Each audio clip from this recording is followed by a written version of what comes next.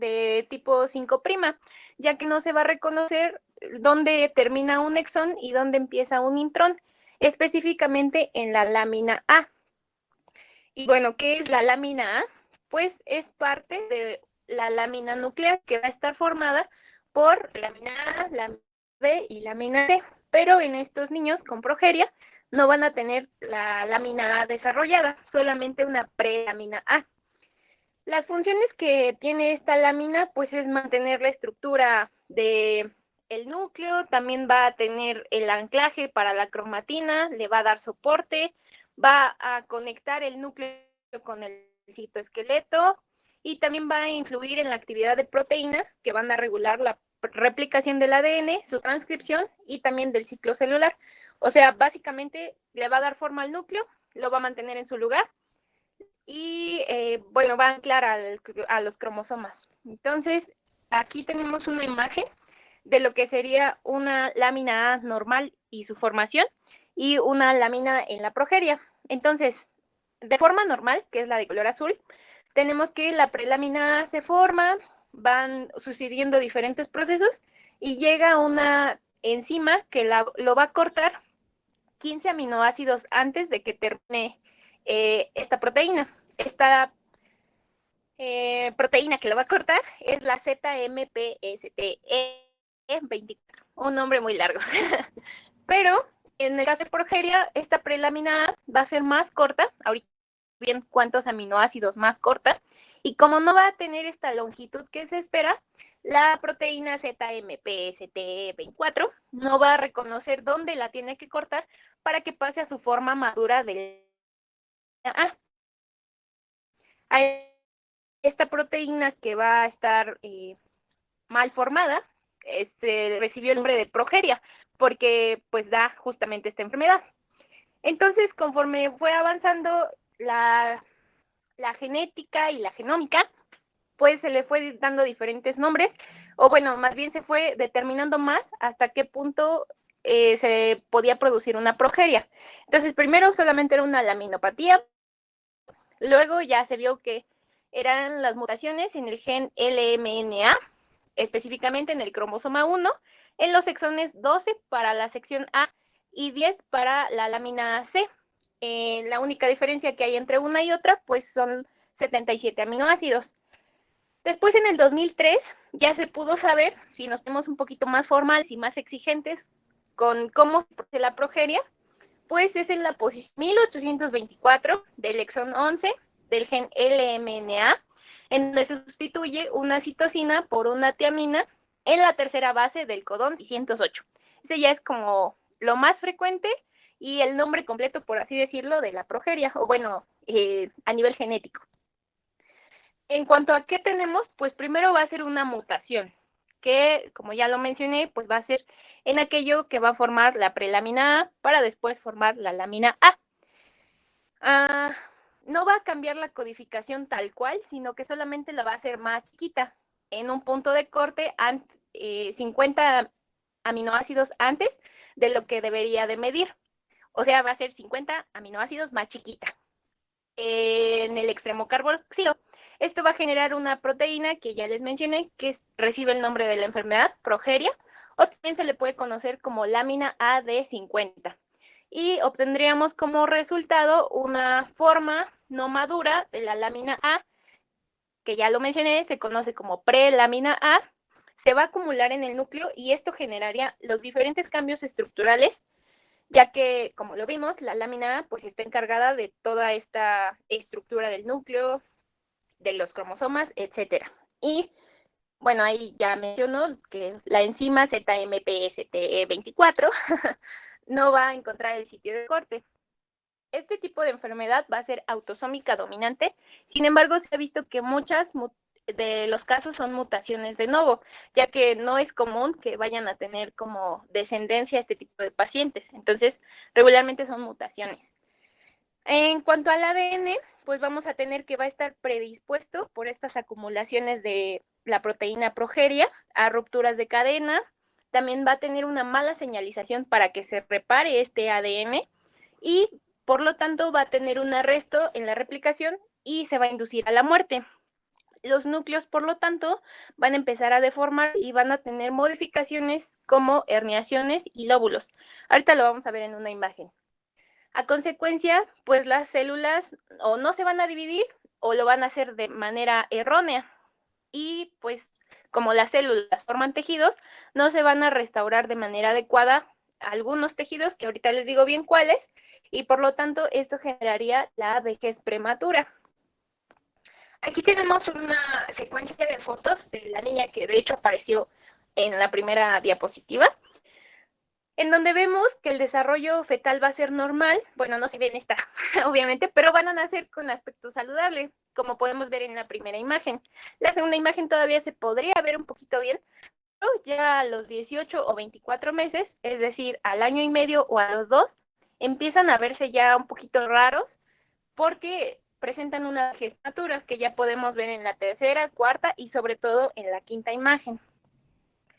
Aquí les puse otra imagen de otro niño que también estuvo en la primera foto.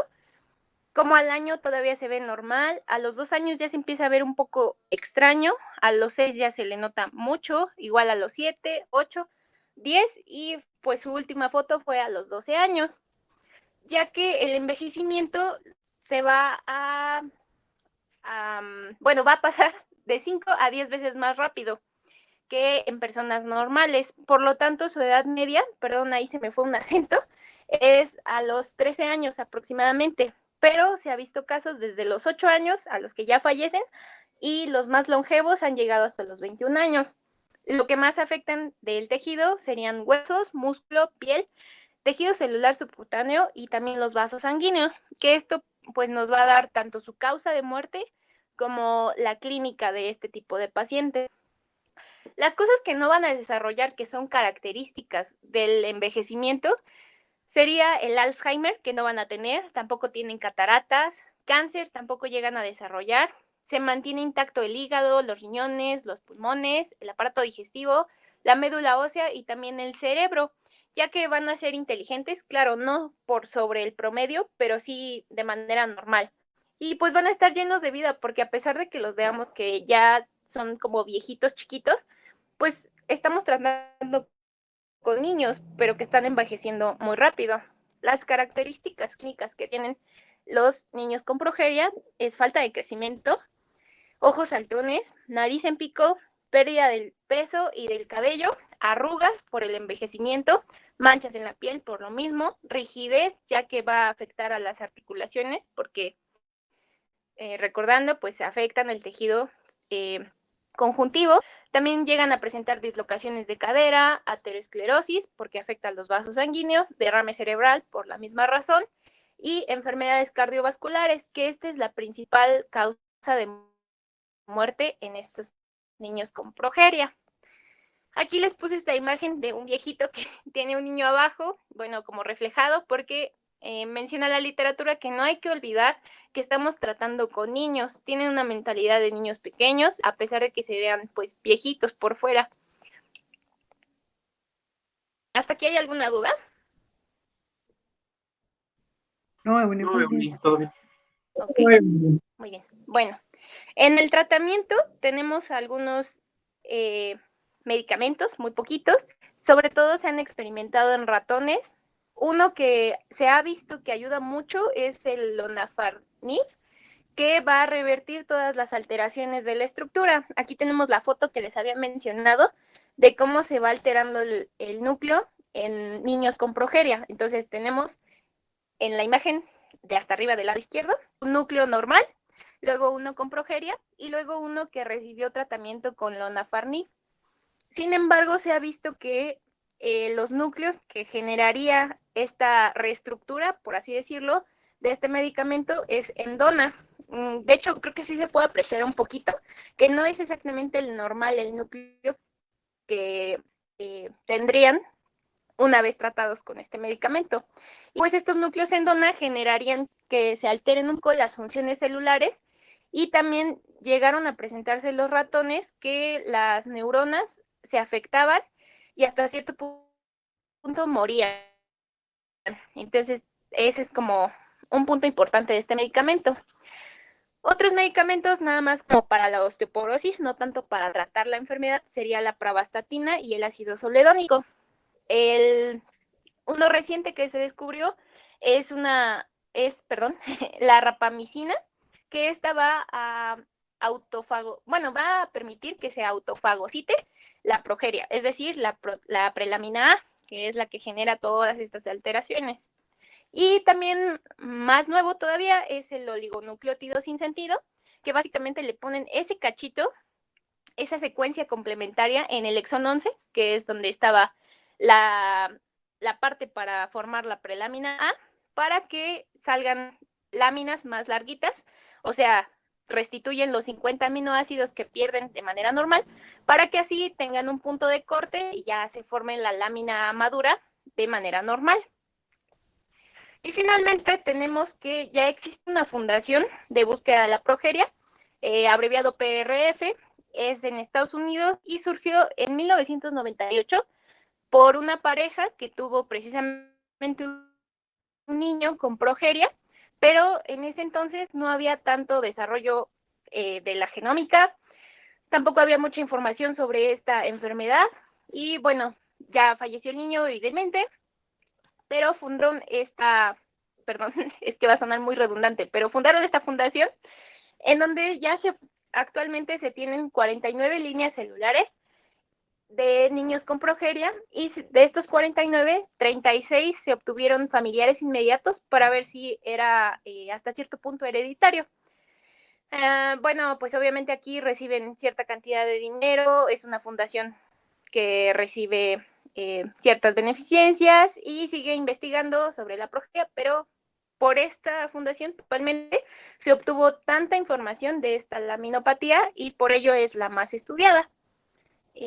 Pues ya sería todo de mi parte, no sé si haya dudas o comentarios. Por el momento no. Gracias. ¿Cómo se llamaba Uni? ¿Progeria de Hutchinson? ¿Sí va? Es el síndrome Ajá. de progeria de Hutchinson-Gilford. Ya lo puse, espero que ya Gracias. se haya cargado la imagen. Gracias. Y bueno, la abreviatura pues es HGPS. ¿No tienen ninguna duda, chicos?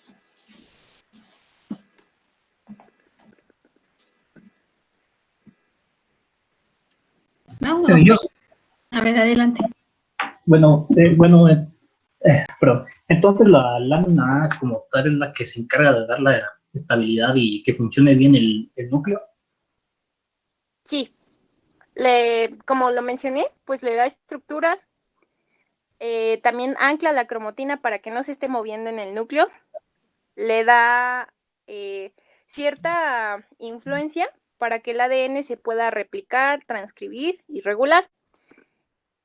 Y pues si no se forma bien esta lámina A, que es la forma madura de la transcripción de la prelámina A, es lo que genera la progeria, porque se empieza a acumular y empieza a deformar el núcleo.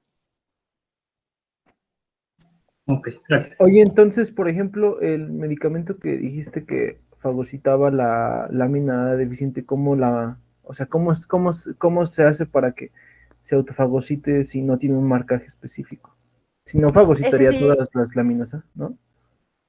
No las fagocitaría todas, porque si recuerdas, la progeria, o sea, la proteína que da esta patología, es 50 aminoácidos más corta que una prelámina normal. Entonces, hasta cierto punto se puede identificar cuál es progeria y cuál es prelámina A. ¿Cómo la autofagocita? Ese dato sí te lo debo. No, pero creo que sí debe ir de la mano con eso que dijiste de los aminoácidos. Gracias. Sí. ¿Alguien más tiene alguna pregunta? ¿No? Más o menos cuánto viven esas personitas. No sé si está verdad. El promedio es de 13 años, pero se ha visto que viven desde los 8 hasta los 21. Gracias, Edu. No hay de qué. Ok, yo tengo dos preguntas, Eunice. ¿Puedes pasar la imagen donde tienes lo de la lámina? Sí. Aquí está. Que es de las primeras. Sí. Es que aquí no me queda claro. Si vemos la imagen, pareciera que es lo mismo. Pero ¿qué es lo que pasa? ¿Qué pasa en la prelámina A? ¿Qué es lo que tiene? ¿O por qué no esa enzima no es capaz de llegar y reconocer? Bueno, porque el punto de corte, es decir, la prelámina A tiene cierta medida y la lámina A se le quitan 15 aminoácidos a través de la ZMPST-E24.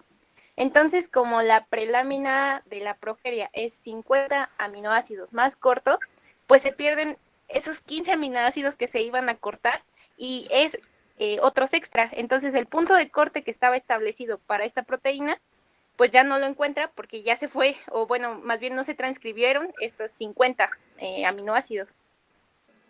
¿Estás segura? Pues ¿Que al es por menos eso eso? entendí. Yo necesito que lo revises porque hay algo ahí que hace que la enzima no sea capaz de reconocer y no haga el corte. Ok. Sí, ¿Sí? doctora. Te lo encargo eso. Oye, Sí. y entonces, ¿qué tipo de splicing se genera en esta enfermedad? Tipo 5, ¿Cuál es el tipo 5 del splicing? en donde no se reconoce entre el exón y el intrón. Entonces, ¿qué tipo de splicing es? ¿Es un convencional o un alternativo? Um,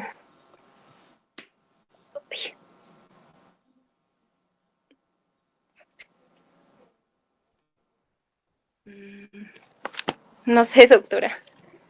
O bueno, otra pregunta de tarea, en la última. ¿Cuál es el diagnóstico? ¿Se realiza solamente por la parte clínica o hay un método a nivel molecular o qué tipo de diagnóstico normalmente se hace para esta enfermedad? ¿O solamente es puro, se hace mediante la clínica? Pues ayuda mucho la clínica porque es como muy característica esta progeria, pero también se puede hacer la secuenciación. Como lo mencionaba, pues se cambia una citosina por una timina en un lugar específico y esto puede condicionar a la progeria. ¿Y tú consideras que secuenciar sería como el método diagnóstico el más adecuado con lo que nos acabas de mencionar?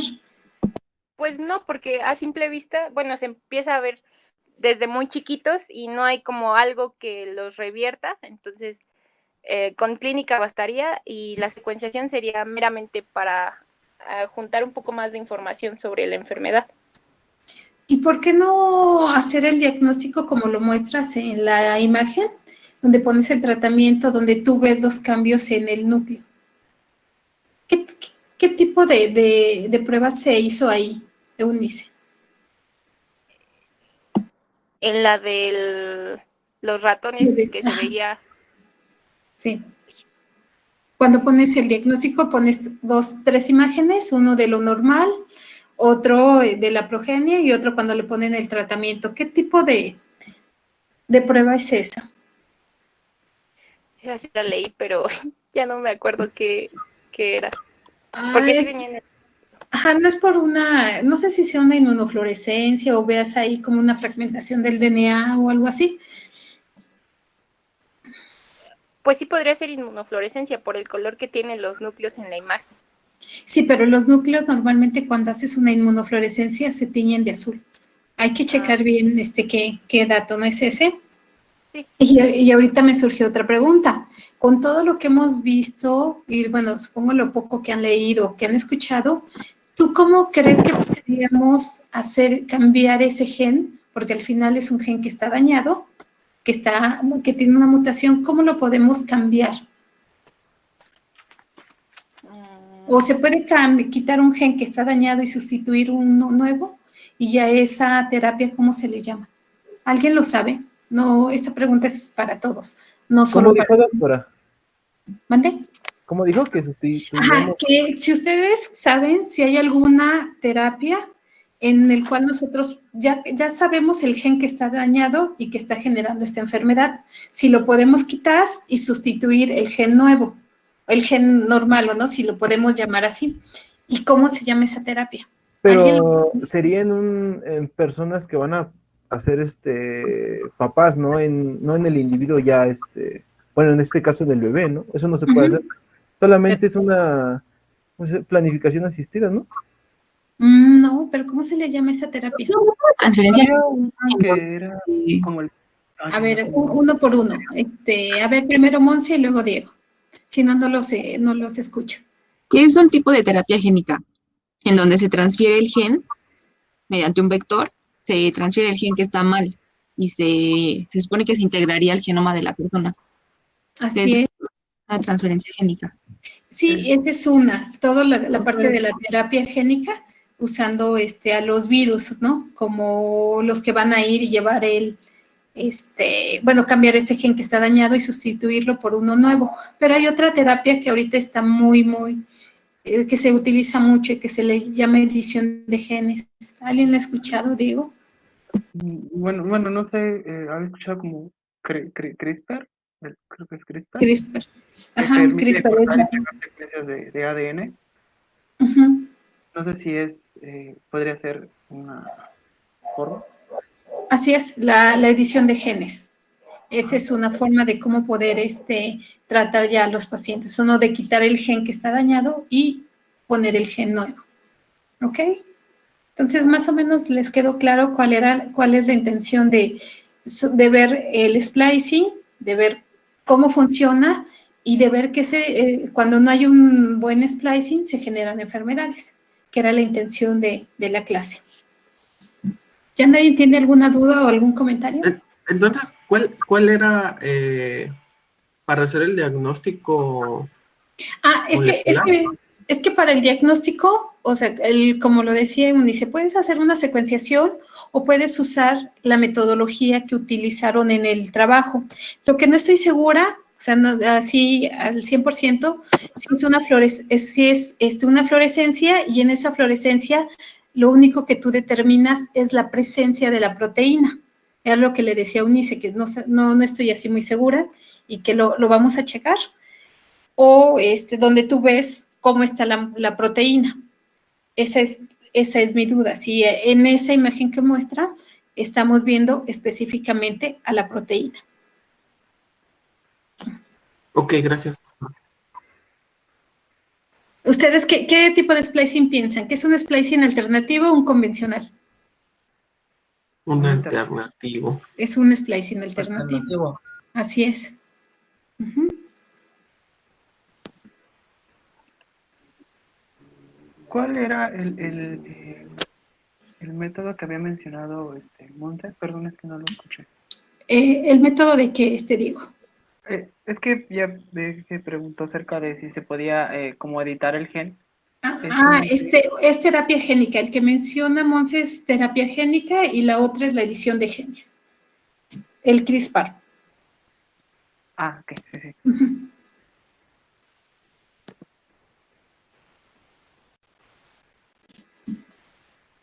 Ok, si ya no tienen ninguna duda, pasamos a la siguiente presentación. Gracias, Eunice. Sí, gracias, doctora. ¿Presentas tú, Brenda, o quieres que primero lo presente yo? Como gustes, Josh. No, pues como tú quieras. Creo que la mía es la más larga, entonces, como se te acomode.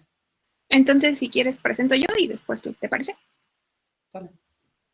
Ok. Gracias.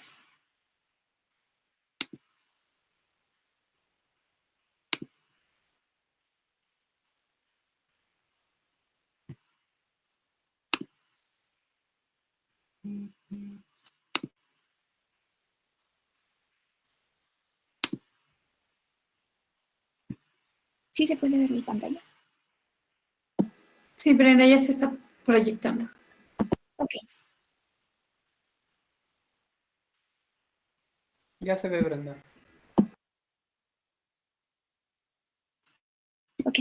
Bueno, yo les voy a presentar otra enfermedad por un mal splicing. AME.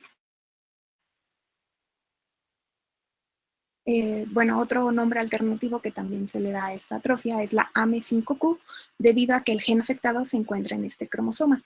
Y bueno, es una enfermedad genética que va a afectar a las neuronas motoras del asta anterior de la médula espinal, provocando degeneración y pérdida neuronal, así como denervación, debilidad y atrofia muscular. Y esto va a estar determinado por el gen SMN1, que es el gen de sobrevida de estas motoneuronas. Va a ser una enfermedad de predominio proximal, pero se puede iniciar desde los miembros inferiores, puede después prolongarse hasta la parte del tronco y posteriormente a los miembros superiores.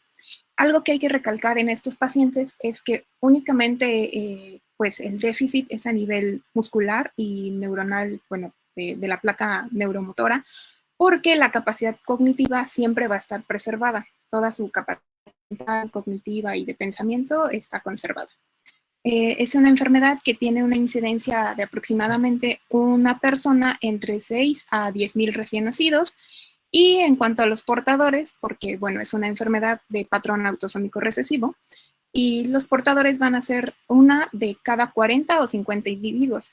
Si recordamos, pues el patrón autosómico recesivo, los dos alelos afectados tienen que estar presentes en el padre y en la madre, y pues como les muestro en la imagen, el 25% de su descendencia va a ser sana, 50% puede ser portadora, mientras que el 25% va a padecer la enfermedad. Y como un datito pues extra, es la causa genética más frecuente de mortalidad en lactantes. Ok, dentro de su etiología, como les mencionaba, el gen estrella en esta enfermedad es el SMN1, pero bueno, esta alteración se va a deber a su ausencia. Como les mencionaba antes, su localización está en el cromosoma 5, en el brazo largo, y algo que hay que rescatar en este caso es que vamos a tener múltiples copias de este gen. Sin embargo, en los humanos vamos a tener dos tipos de este gen, el SMN1 y el SMN2. El SMN1 va a determinar la presencia de la enfermedad, mientras que el SMN2 va a determinar la severidad o gravedad de la misma. En este caso, pues la verdad es que ambos genes son muy similares. La única diferencia es que en el exón número 7 hay un cambio de un aminoácido. En el SMN1 existe una citosina, mientras que en el SMN2 es una timina. Entonces, bueno, de manera normal, tenemos que en el gen SMN1, esta citosina, pues nos va a crear un RNA mensajero que nos va a producir aproximadamente un 90% de proteína funcional. Esta proteína funcional, pues, es la que nos va a dar todo lo fisiológico. Pues va a ser funcional, la vida promedio de la misma proteína va a ser la adecuada y va a haber una degradación, pero a su debido momento. Mientras que en el SMN2, esta timina, que es la que les menciono que se cambia, nos va a generar dos tipos de proteínas. En el caso del 90%, nos va a crear una proteína truncada o no funcional. Y esto se debe a que esta timina a este mismo exón número 7, lo que provoca que ese exón no esté en el transcrito. Entonces, si se dan cuenta, del 6 se pasa al 8, quitando esa parte de información. Y esa parte de información, pues, es lo que nos genera la proteína, pues, inservible. Mientras que en otros casos, pues, ese exón sí está presente y, pues, como tal, es aproximadamente el 10%, y ese 10% es la proteína normal, la que sí funciona, la que tiene una sobrevida normal, pero pues la que en este caso nos interesa es esta, la que está pues dañada. Va a provocarnos niveles anormales de esta proteína, la SMN, por ausencia del exón número 7, y como les menciono, la proteína es inestable y se degrada muy rápidamente. Y bueno, en el caso del transcrito que sí es funcional, pues al ser el 10% no es suficiente para generar todas las funciones que pues el cuerpo necesita. Y otro datito más, pues es que las deleciones del exón número 7 son responsables de más del 95% de los casos de la atrofia muscular espinal. En cuanto a su clasificación, pues la vamos a tener clasificada principalmente en 4 tipos, de acuerdo a su edad de inicio, a la gravedad de la evolución y también al pronóstico de la enfermedad como tal. Vamos a encontrar que la más grave va a ser la tipo 1, que también se le llama enfermedad de Wernicke-Hoffmann, que inicia aproximadamente entre los 6 y 8 meses. Y bueno, esta va a estar caracterizada porque nuestro pacientito, nuestro lactante, va a tener problemas para sostener su cabeza, no se va a poder sentar, puede tener problemas para alimentarse, pues para tragar y al deglutir. Generalmente pues no tienen demasiado movimiento porque sus músculos se ven afectados y también puede haber una afección en los músculos respiratorios, lo cual pues compromete mucho a estos pacientes, teniendo un pronóstico de vida aproximadamente menor a los 2 años, pues por los mismos problemas respiratorios principalmente. En el tipo 2, que es la atrofia pues, muscular espinal intermedia, vamos a tener pacientes que inician este curso de la enfermedad entre los 7 a los 18 meses y se van a caracterizar por tener debilidad muscular generalizada y generalmente van a necesitar de un apoyo de aparatos ortopédicos, ya sean andadores o sillas de rueda, pues para poder preservar un poquito su independencia. Y bueno, en este caso, su pronóstico pues supera los 2 años de vida. Sin embargo, pues también es un tanto bajo, ya que generalmente estos pacientes viven entre la segunda o la tercera década de la vida aproximadamente. La tipo 3 también se le considera enfermedad pues de ese nombrecito medio raro, Kugelberg-Wellander, o también atrofia muscular espinal leve, en el cual los pacientes pues afecta a las personas que tienen más de 18 meses o incluso en adolescentes. En estos casos, pues va a ser un poquito pues, menos severa, pero de igual manera va a haber signos de torpeza y dificultad al caminar, va a haber debilidad muscular y puede haber un desarrollo motor pues, debilitado o retrasado. Y en estos casos, pues los pacientes sí llegan a la vida adulta. Y en cuanto a la tipo 4, vamos a tener que es la atrofia muscular propiamente del adulto, ya que se presenta entre los 30 y 40 años de edad y generalmente pues el signo más característico es la discapacidad para caminar. Sin embargo, estas mismas clasificaciones se van a subdividir, por decirlo de algún modo, dependiendo el número de copias del SMN2. Como les mencioné anteriormente, este gen va a ser el que nos va a dar la severidad de la enfermedad. En el caso de la tipo 1, tenemos que rescatar principalmente esta, que dice aquí 1A, pero también se le conoce como tipo 0, ya que las manifestaciones se presentan desde que el producto pues está en el útero. Y bueno, este cuadrito pues sí está un poquito más detallado y conforme vamos avanzando pues se ven un poquito más de síntomas. Como les menciono, la tipo 1 es la más grave y generalmente los pacientes pues fallecen por los compromisos respiratorios. Los demás tipos pues tienen una vida un poco más larga, pero pues igual existen más compromisos pues principalmente ortopédicos. Y bueno, en cuanto a su diagnóstico, lo ideal es hacer un estudio genético para determinar la presencia o la ausencia del gen SMN1 y a su vez, pues determinar cuántas copias del gen SMN2 existen, lo cual pues nos vendría bien hacer una PCR, una cualitativa, pues para saber si existe la presencia de nuestro gen SMN1, para saber si sí o no tiene la enfermedad, y en caso de estar ausente, pues para poder clasificarla más detalladamente con una PCR, que si no me equivoco nos puede servir una PCR de tiempo real para cuantificar las copias del segundo gen. De igual manera, la exploración física nos va a evidenciar pues las características clínicas de cada tipo de AME y bueno, esto pues nos puede ayudar también como a ubicarnos en un diagnóstico más temprano. Otros estudios que se pueden hacer son la electromiografía, pues para evaluar la actividad eléctrica muscular, así como la evaluación del tono y de la fuerza. Y también leí que es posible hacer una biopsia muscular para determinar si existe algún otro trastorno muscular asociado. Y en cuanto a su tratamiento, pues es una enfermedad que desafortunadamente no tiene cura y lo ideal es hacer un diagnóstico temprano para tener un manejo oportuno. Entonces, el objetivo de nuestro tratamiento va a ser controlar los síntomas para poder evitar las complicaciones. Pues por obvias razones es un tratamiento multidisciplinario que va a depender de la edad del paciente, el tipo y la severidad de la enfermedad. En cuanto a los tratamientos farmacológicos, se pueden utilizar relajantes musculares como el baclofeno, la tizanidina o las benzodiazepinas para reducir la espasticidad en nuestros pacientes. Y también leí sobre la toxina botulínica que puede ayudar a evitar los espasmos mandibulares. Y bueno, por lo mismo del compromiso que existe, pues la fisioterapia, la terapia ocupacional y la rehabilitación ayudan a mejorar pues la postura, la inmovilidad articular, puede ayudar a reducir la debilidad muscular e incluso la atrofia. Y bueno, los ejercicios tanto de estiramiento y fortalecimiento pues también reducen la espasticidad y pueden aumentar el rango de movilidad de nuestros pacientes.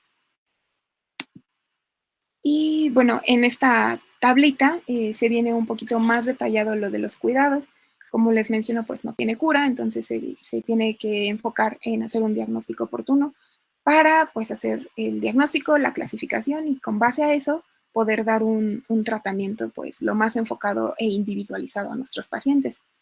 Les mencionaba que los pacientes principalmente de la AME tipo 1 tienen un compromiso pues broncopulmonar, esto por la deficiencia en la funcionalidad en sus músculos respiratorios. Y bueno, lo ideal es mantener pues nuestra vía aérea pues despejada para evitar pues las aspiraciones o que la misma tos y las secreciones pues se nos acumulen. En caso de ser necesario, pues nuestros pacientes van a tener que tener una ventilación asistida. Y bueno, los compromisos ortopédicos que también les mencionaba, pues se van a basar en contracturas, fracturas, en escoliosis y en la disminución de la movilidad. Y bueno, esto pues lo podemos ayudar a nuestro paciente con diversos dispositivos como las sillas de ruedas para mejorar su movilización, los bipedestadores o las ortesis de las extremidades y las ortesis corporales, tanto para la postura pues como para evitar pues que haya un deterioro posterior. Y pues por último los cuidados paliativos, ya que como les menciono no tiene cura, entonces lo ideal es tratar de prolongar la vida y la calidad de la misma pues en estos pacientes. Y por último, algo más que encontré fue sobre los tratamientos con ciertos fármacos. Como tal, hay muchos fármacos que todavía se están probando, pues, que sean útiles en esta enfermedad, pero pues siguen en etapas clínicas. Y sin embargo, hay 3 fármacos que ya están aprobados, que son los que les pongo aquí en este cuadrito rojito, que es el Spinraza y el Risdiplam, que actúan de la misma manera, modificando el splicing, favoreciendo que el exón 7 se añada al transcrito y pues con esto la proteína pues esté presente. Y el Zolgensma, que propiamente se utiliza en la terapia génica. Y bueno, en este cuadrito tenemos pues una comparativa. En el primer, una persona no afectada de esta enfermedad, en la cual pues existe la presencia de ambos genes. Y bueno, sin embargo, como les menciono, el determinante de esta enfermedad es el SMN1, en el cual pues si está presente nuestro transcrito, pues va a poder transcribir lo que es nuestra proteína para que todo funcione con normalidad. La proteína es viable, tiene una sobrevida adecuada y la degradación, pues como les decía, es a su debido tiempo. Y de igual manera el SMN2 pues produce proteína, pero en menor cantidad. En cuanto a una persona que está afectada con esta atrofia, pues el gen está ausente y digamos que el gen de rescate es el SMN2, en el cual, pues si recuerdan, solamente el 10% de la proteína es funcional. Entonces, pues no es suficiente para que nuestra persona se encuentre sana. Y bueno, en el último cuadrito tenemos una persona con la enfermedad, pero tratada con los 2 primeros medicamentos que les mencioné, el Spinraza y el Risdiplam, que se encargan de modificar el splicing. Esto, pues, como les decía, modifican el splicing favoreciendo que el exón número 7 se encuentre en en el transcrito y así favorecer que más del 10% de la proteína funcional esté presente. Y por último, el otro medicamento que les mencionaba, el Zolgensma, es propiamente de la terapia génica, que como bien ya mencionó Monse, se extrae el gen saludable, se utiliza un virus como vector y ese vector se introduce a la persona afectada. Una vez que este vector se introduce al cuerpo de la persona afectada, pues este vector contiene el gen sano, en este caso el gen SMN1, que se va a añadir al genoma de la persona. Y bueno, va a utilizar, como sabemos, la maquinaria de nuestra célula para replicar su contenido viral, pero en este caso pues es un contenido génico pues ya modificado. Entonces lo que se va a replicar va a ser nuestro gen SMN1 y pues va a funcionar como pues tratando de igualar lo que es el gen SM1 que está ausente. Se va a hacer todo el proceso de transcripción, traducción, para generar pues mayor cantidad de esta proteína y pues tratar de evitar que la sintomatología esté pues más severa. Y pues eso sería todo. De hecho, aquí en las referencias, esta que está en amarillito, es una clase sobre esta enfermedad de la misma autora que escribió este artículo junto con sus colaboradores. Entonces, pues aquí se los dejo por si lo quieren checar. Muchas gracias, Brenda. Tanto Eunice como Brenda, muchas felicidades por su presentación. ¿Tienen dudas? Estuvo muy clara, muy precisa. ¿Tienen alguna duda? ¿Algún comentario? Aquí el tipo de splicing igual sería alternativo, ¿cierto? Sí, es un splicing alternativo.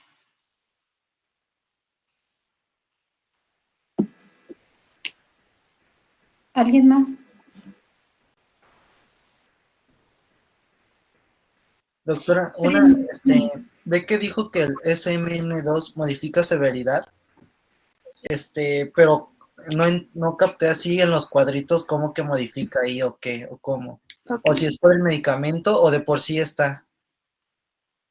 Mira, pues por lo que yo entendí, el SMN1 pues está ausente, entonces el SMN2 va a tratar de compensar la ausencia del otro gen. Sin embargo, pues los subtipos de la AME están pues dados por ese gen. Entre más copias del SMN2 tengas, pues más proteína funcional vas a tener. Entonces, la tipo 1 pues tiene una sola copia, por lo tanto es la más severa, mientras que la tipo 4 o ya la que se considera como tipo 5 tiene más copias del SMN2, tratando, como te digo, de recuperar lo que el SMN2 no está y no puede hacer. Sí, va, y gracias, Brendita, ya, ahora sí ya. ¿Alguien más? Aparte de José Cosme, ¿alguien más? ¿Algún comentario, una pregunta? Bueno, mientras se animan, Brenda, me gustó mucho la presentación. Nada más tengo una pequeña duda. En cuanto a los fármacos que actúan a nivel del splicing, ¿cómo hacen o cómo dejan que se quede ese exón? O sea, ¿cuál sería como el mecanismo por el cual actuarían esos fármacos? Aquí específicamente. Cuando pones una persona con AME y le pones esos fármacos, ¿cómo modifican el splicing? ¿Te dice algo el artículo? ¿Describe cómo pudiera ser su mecanismo? Pues el artículo como tal no lo menciona, pero como les decía, bueno, la autora del segundo artículo que usé de referencia, en su presentación especificaba que estos fármacos, digamos que localizan cierto codón como para que ahí en esa parte se introduzca el exón 7, pero no especifica exactamente cómo lo hace. Es como si lo metieran. Ok. Bueno, muchas gracias. Está muy interesante y bueno, son cosas nuevas, ¿o no? De lo que se está haciendo. Sí, gracias, Brenda. Sí, doctora.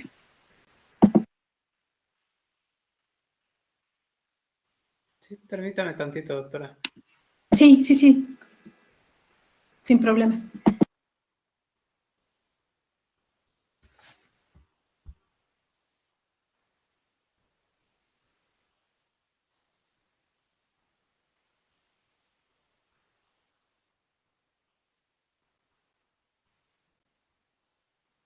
Ahí sí pueden ver mi pantalla. Sí. Sí, Josh. Ok, buenas tardes. Yo les voy a hablar sobre otra enfermedad acerca de un splicing erróneo. En este caso vamos a hablar un poquito de las talasemias, en concreto de la beta-talasemia.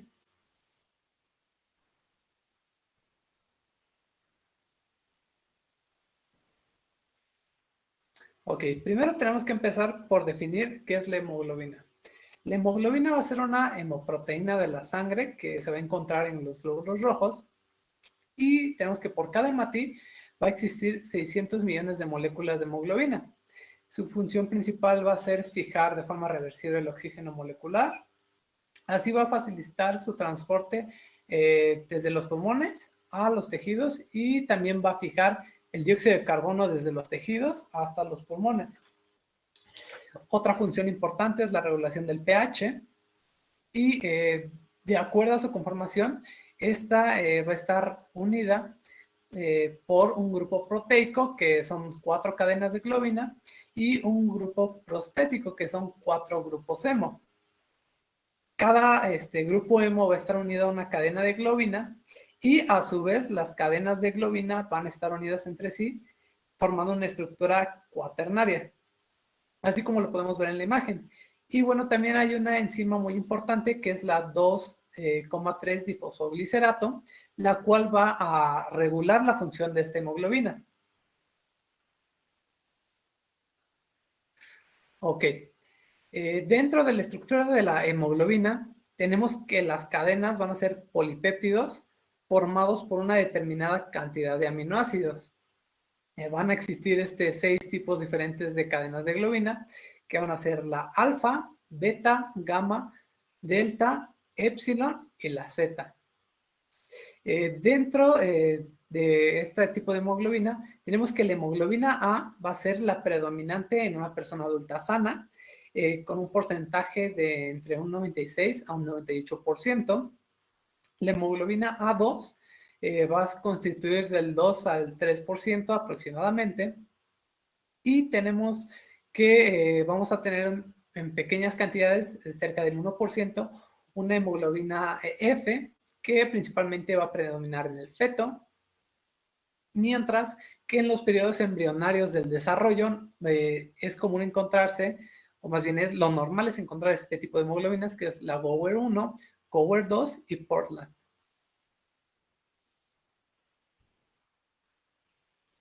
Ok. Pasando a la síntesis de cadenas de hemoglobina, la síntesis va a estar controlada por 2 agrupamientos de genes o clúster. El clúster de la globina alfa se va a situar en el cromosoma 16 y comprende 3 genes funcionales, el HBZ, el HBA2 y el HBA1, los cuales codifican para las cadenas Z, alfa 2 y alfa 1. Por otra parte, el que nos interesa en esta presentación va a ser el clúster de la beta-globina. Se va a localizar en el cromosoma 11 y va a consistir en 5 genes funcionales, que es el HBE1, HBG2, HBG1, HBD y el HBB. Estas van a codificar las cadenas epsilon, gamma Y, gamma A, delta y beta respectivamente. Aquí los genes que transcriben, los que se transcriben en mayor proporción van a ser el HBA2 y el HBA1 en el cromosoma 16 y el HBB en el cromosoma 11, lo cual va a formar la hemoglobina que predomina en el cuerpo, que es la hemoglobina A, cuya composición es de 2 cadenas alfa 2 y 2 cadenas beta. Ok, ahora sí, adentrarnos en el tema, tenemos que las talasemias, su frecuencia va a ser alta de portadores, siendo un problema mundial, ya que el 7% de la población se dice que tiene rasgos portadores para poder dejar a su descendencia ese rasgo. y su mayor prevalencia la vamos a encontrar en el área del Mediterráneo, en el norte de África, en Oriente Medio, en India, sudeste de Asia y sur de China. Esto puede explicar más bien el porqué de las mutaciones de la talasemia, ya que se dice que este tipo de mutaciones, aunque provoca cuadros anémicos en estas regiones, también hay un efecto protector contra la enfermedad de la malaria, ya que si nos damos cuenta, en estas regiones es en donde predominan este tipo de padecimientos tropicales, por así decirlo. Por otra parte, tenemos que los síndromes talasémicos van a ser un grupo heterogéneo de trastornos, los cuales van a estar causados por mutaciones heredadas. Y exceptuando algunos casos, tanto la alfa-talasemia como la beta-talasemia van a presentar una herencia autosómica recesiva. Es decir, hay un 25% de que su descendencia no sea afectada, hay un 50% en que existan una descendencia portadora, y dentro de un 25% existe la posibilidad de que este individuo herede los dos alelos que tienen el gen defectuoso.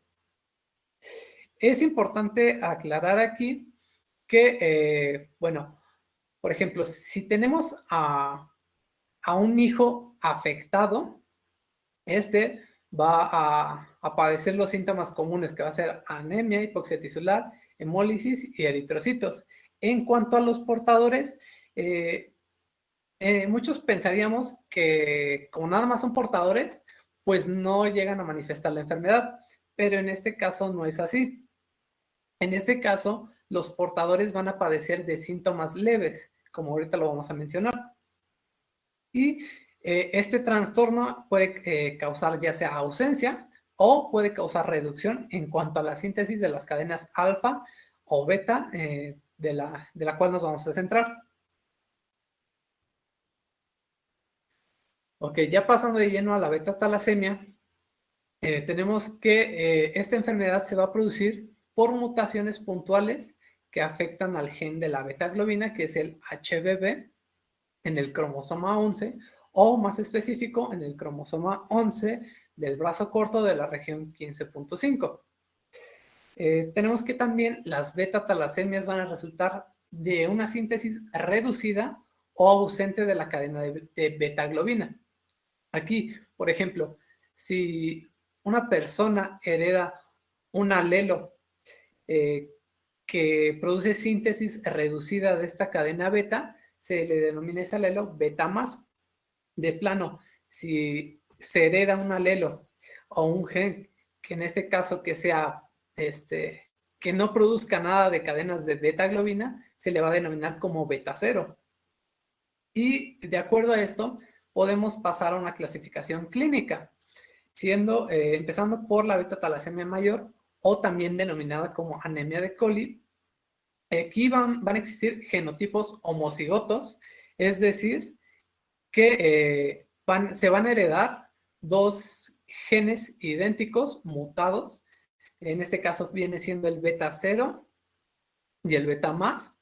Y también tenemos a los dobles heterocigotos, que aquí se heredan dos genes diferentes, pero estos genes van a estar de igual manera disfuncionales, van a estar mutados. Entonces, en este caso, lo que se hereda es un alelo beta más un alelo beta 0, es decir, uno produce cantidades mínimas, mientras que el otro de plano no produce. En cuanto a la beta-talasemia intermedia, aquí la expresividad clínica va a ser variable. Es decir, puede que nos dé unos cuadros así como la talasemia beta mayor, como puede cursar como cuadros leves, y únicamente se puede tratar con transfusiones periódicas cada vez que se le indique. Por último, tenemos a la beta-talasemia menor, en donde predominan genotipos heterocigotos, que son el beta 0 y beta normal, o beta más y beta normal. Es decir, van a heredar únicamente un alelo afectado, en donde puede haber ausencia de estas cadenas o puede haber disminución. Ok, ahora pasando a las mutaciones, de acuerdo a la literatura, el secuenciado de genes ha demostrado la existencia de más de 200 mutaciones causantes de diferentes y principalmente mutaciones puntuales. Dentro de los tipos de mutaciones más frecuentes o que se llegan a encontrar más comúnmente, tenemos a las mutaciones por corte y empalme, que viene siendo lo más frecuente, mutaciones de la región promotora y mutaciones en la terminación de la cadena. Aquí, antes de explicar lo del cuadrito azul, quiero que vean la imagen de la derecha. Tenemos desde arriba un gen que codifica para las cadenas beta-globina. Ahí, lo primero que se tiene que hacer es generar un transcripto, es decir, tiene que transcribirse esa información en forma de un RNA mensajero. Posteriormente viene un proceso de corte y adición de la cola de poli A. Esta cola de poli A, ¿para qué nos va a servir? Bueno, esta cadena va a hacer que el ARN se exporte de manera, digamos que segura, y también le va a dar como cierta estabilidad para que pueda pasar del núcleo al citoplasma. Por otra parte, una vez que ya tenemos esta cadena de poli A, viene el proceso de maduración o el proceso de splicing. En este paso podemos notar que las cadenas, las como herraduras que están en azul, son los intrones. Esos intrones en ese proceso se están retirando, es decir, están quitando las regiones que no codifican para que se puedan unir únicamente las regiones que codifican, que vendrían siendo los exones. Y terminando este proceso, pues se puede decir que el RNA ya está maduro, del núcleo puede pasar al citoplasma, del citoplasma puede pasar a los ribosomas y posteriormente esto puede ya como tal pasar a la síntesis de proteínas. Entonces, una vez entendido esto, tenemos que la mayoría de las mutaciones se encuentran dentro de los intrones. Por lo que también encontramos, si encontramos una destrucción de uniones de corte normal del ARN, nos va a dar comúnmente un alelo que codifique para beta 0, es decir, no va a codificar las cadenas de beta-globina. Por otra parte, si nosotros encontramos mutaciones puntuales en el ADN subyacente o si hay algún fallo en la transcripción de este gen de la beta-globina, se puede activar un sitio de empalme críptico en parte de la transcripción que generalmente no se empalma.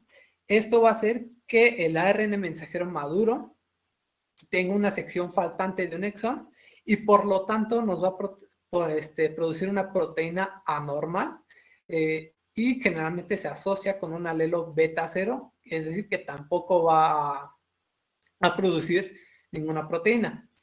Quiero que pongan atención en esta imagen de abajito, ya que es como un ejemplo de lo que pasa cuando hay defectos en las zonas de consenso de los exones.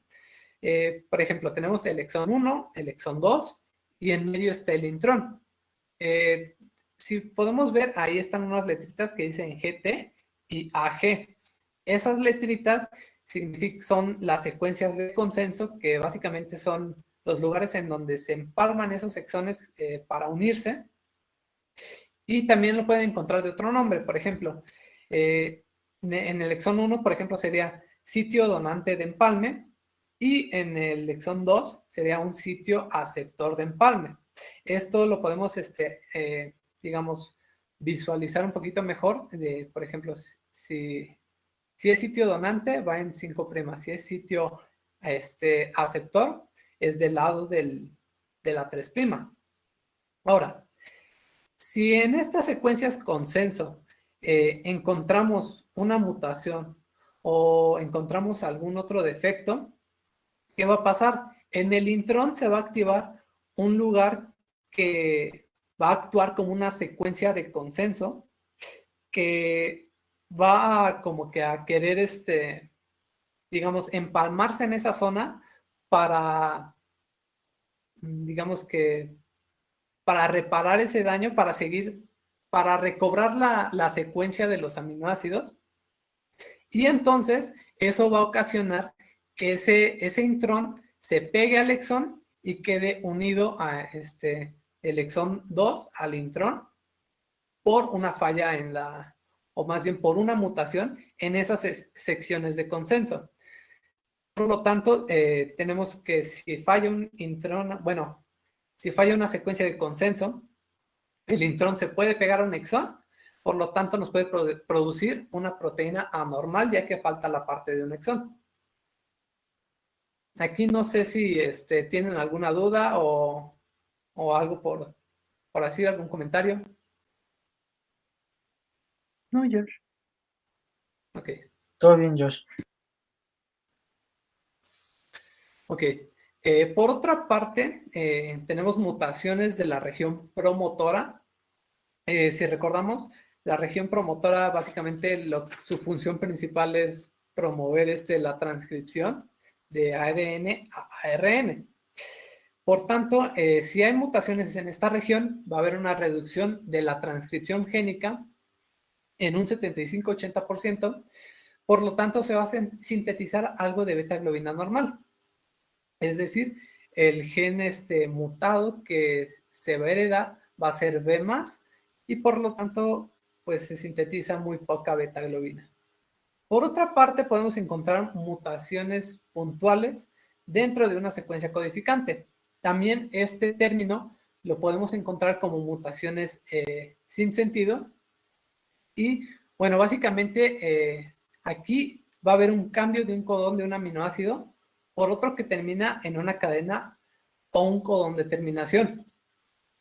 Esto va a producir una terminación prematura de la traducción del gen beta-globina y por tanto, un péptido corto, este péptido se va a degradar de manera más rápida y nos va a producir los síntomas característicos de la beta-talasemia. Si nosotros recordamos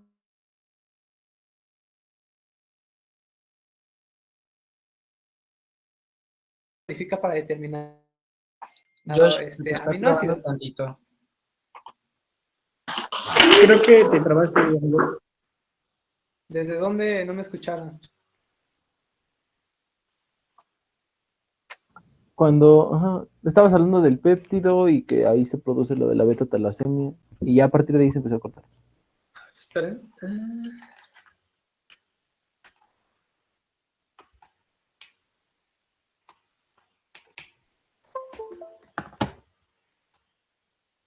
¿Ahí me escuchan bien? Sí, no me digo cortado. Sí, George. Ya. Okay. Ok, gracias. Bueno, continuando, tenemos que, de nuevo, una mutación puntual dentro de una secuencia codificante también lo podemos llegar a encontrar en la literatura como una mutación sin sentido. En esta parte va a existir un cambio de un codón de un aminoácido por otro que termina en una cadena o un codón de terminación. También tenemos que si esto pasa, va a producir una terminación prematura de la traducción del gen beta-globina, por tanto va a generar un péptido corto, se va a degradar más rápido y nos va a producir los signos de la beta-talasemia. Si nosotros recordamos, un codón es una secuencia de 3 nucleótidos, los cuales codifican para cierto aminoácido. En la imagen de al lado, beta-globina normal y un alelo de la beta-0-globina. Si se fijan en el alelo normal, está normal, están los codones, la trionina, glicina, arginina, todo está normal. Sin embargo, ¿qué pasa en el alelo de beta-0-globina? Bueno, aquí tenemos que el primer codón va a estar normal. Sin embargo, si se fijan en el codón 39, en vez de que esté la citosina, que codifica para ese aminoácido, se cambió por un uracilo. Al hacer este cambio, lo que pasó fue que indujo, o más bien, creó indirectamente un codón de paro. Un codón de paro va a ser una secuencia de trinucleótidos que, pues así como su nombre lo indica, le pone un alto a la síntesis de proteínas. Es decir, en este punto va a haber una interrupción y por lo tanto ya no se va a codificar esa proteína.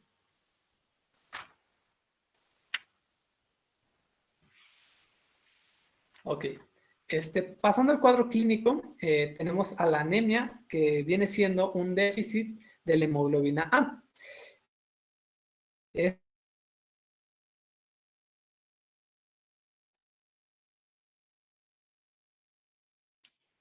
Josh, ya no te Creo escuchas. que otra vez te tramaste.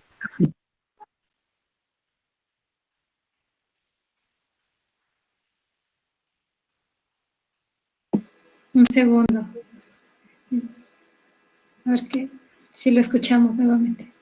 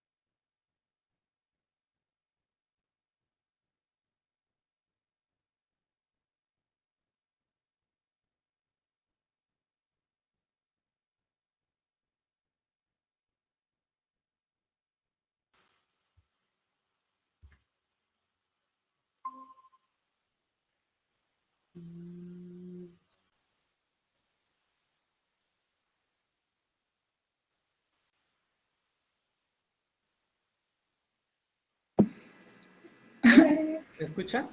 Ya te Perdón, escuchamos. creo que se sacó mi internet, como que se fue la luz tantito. Sí, no te preocupes.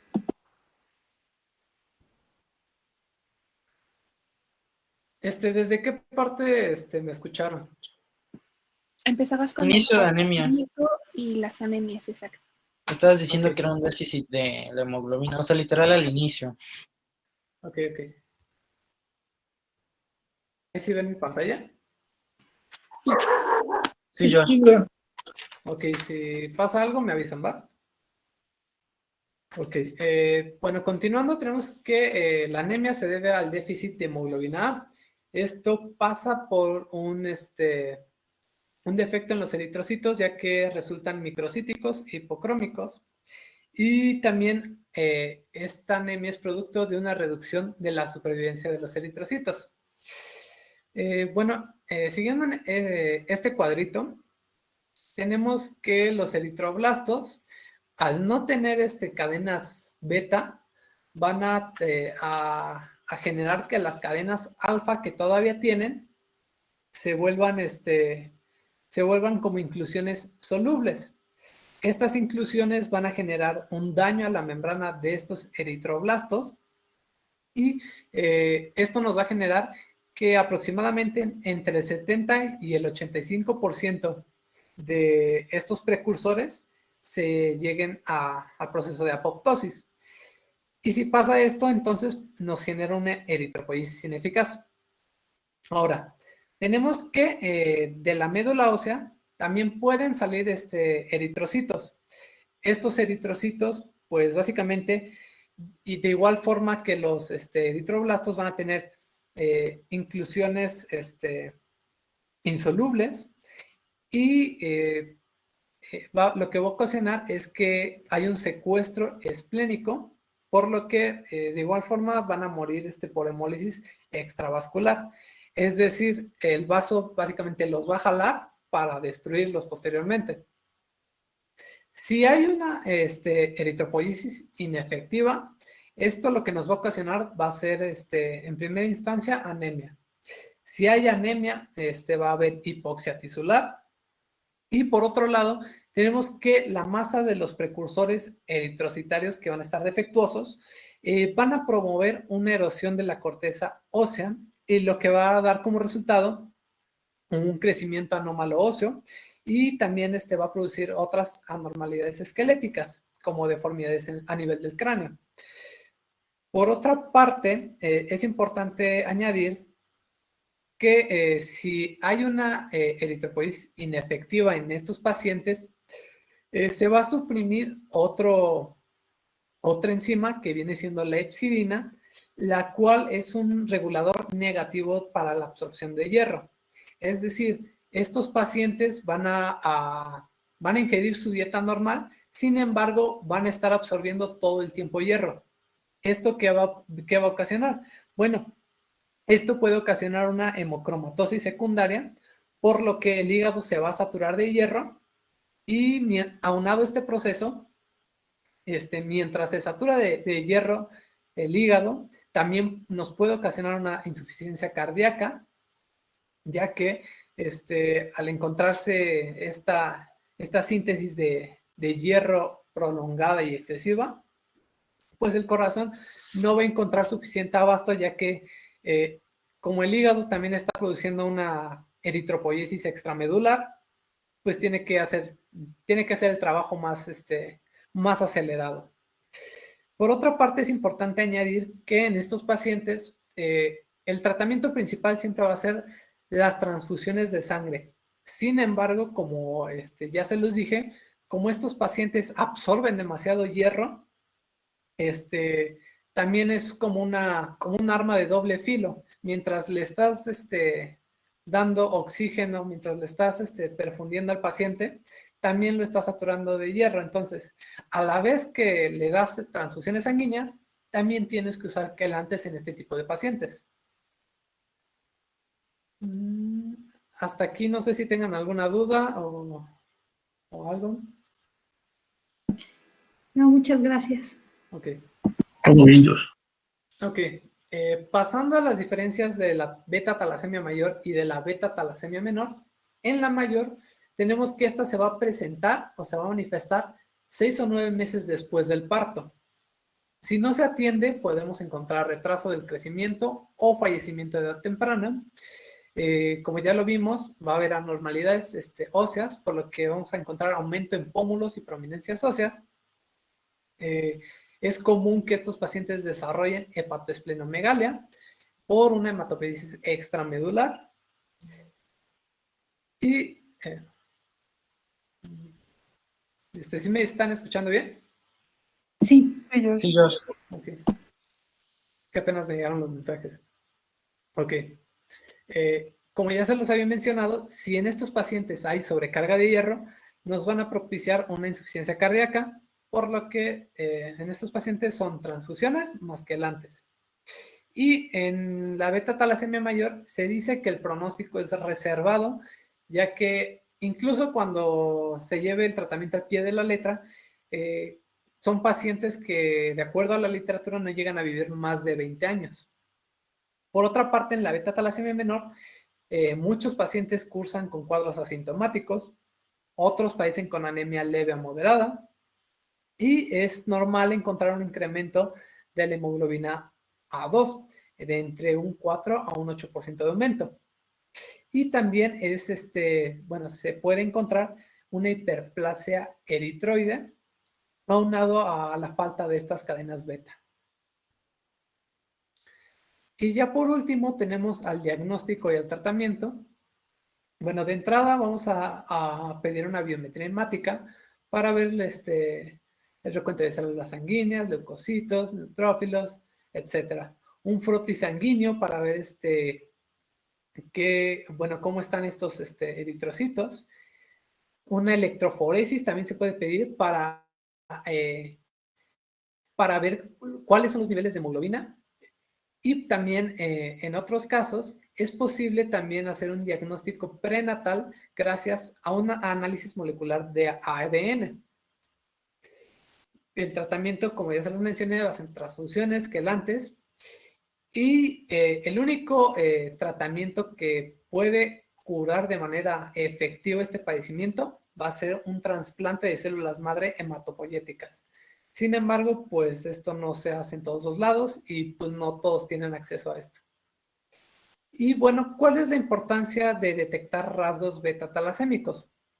Bueno, una beta-talasemia es muy parecida a una anemia ferropénica, así como también es importante saber sobre si se tiene esta enfermedad, ya sea como portador o como una persona que realmente padece esta patología, para dar un consejo genético, es decir, decirle que si usted padece tal enfermedad, hay tanta probabilidad de que usted deje como descendencia portadora o afectada en lo sucesivo a sus hijos.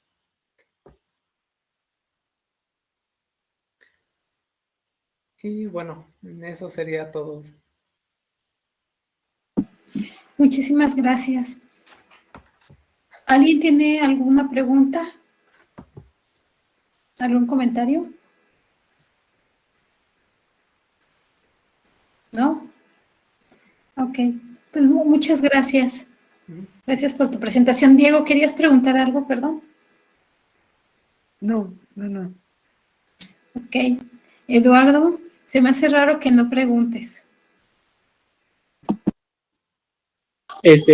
Pues, es que te está quedando muy claro, doctora.